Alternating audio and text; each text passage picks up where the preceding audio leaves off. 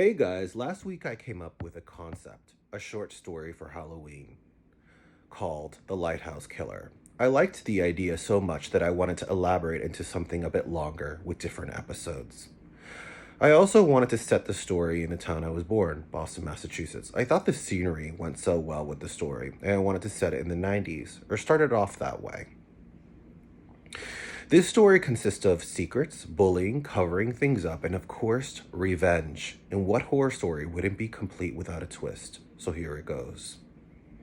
The Lighthouse Killer, Episode 2, Prank Gone Wrong, Part 1. So in the next two episodes, I'm focusing on the game. Brian, Emily, and Rebecca decide to play on poor David, the openly gay kid they constantly tease, and how the prank goes wrong. In the original version, or the rough draft, I really sped through the significant scene, which I feel really needs more detail to grasp why someone decides to come back after all those years for revenge.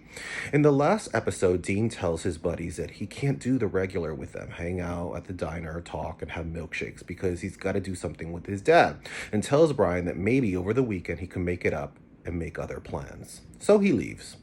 While Brian spots David coming in the opposite direction, walking his bicycle. The idea of the prank comes into motion in Brian's head, smiling. His girlfriend Emily sees him and gives him a kiss, approving, while he explains to Rebecca what he wants to do, bringing up the game they used to play when they were kids at Pelican Bay, near the lighthouse. Rebecca likes the idea. Only thing holding her back from saying yes is Dean. She's really into him and doesn't want to make a bad impression. But Brian keeps insisting, even explaining what he doesn't know doesn't hurt him, right? So he walks away from the two girls and comes up behind David, putting his arm around him like his best buddy. Even though this makes David uncomfortable, he doesn't show it because he's intimidated by the jock. Rebecca and Emily are standing by the stairway, acting like they're talking, but keeping an eye on them while bad-talking David. David doesn't want to be involved, but also doesn't want to be embarrassed or bullied once again, so he just keeps on walking as if he was just minding his own business. Brian stands in the way of his path, preventing him from proceeding forward, and finally, he apologizes to David about how he treated him in English class. David tells Brian he doesn't have to do this because Dean said so. With Brian's charming and manipulative personality, he tells David that him and the girls want to give him a second chance, that he could even be a part of their circle. David looked back at Rebecca and Emily standing by the stairway. They both smiled at him friendly. David didn't know what to say, but if he got on their good graces, maybe they would stop tormenting him, bullying him, insulting him. Why are they doing this? Perhaps Dean talked to them. David was grateful that Dean stood up for him in class, but he really didn't know what these three intentions were. David lies and says that he has plans with his parents. You can tell because when he talked, he hesitated to Brian. But Brian insists for David to change his mind by saying, how do you think you're ever going to be cool if you hang out with your parents all the time? You need friends your own age. David then says, well, what did you have in mind? Brian, by hearing that, already knew that he got him. So he signaled the girls to come on over, and they greet him and treat him completely different from when they were in class. It all seemed so genuine. Emily asked David what he thought of horror movies. He smiled with excitement, naming a few of his favorite titles.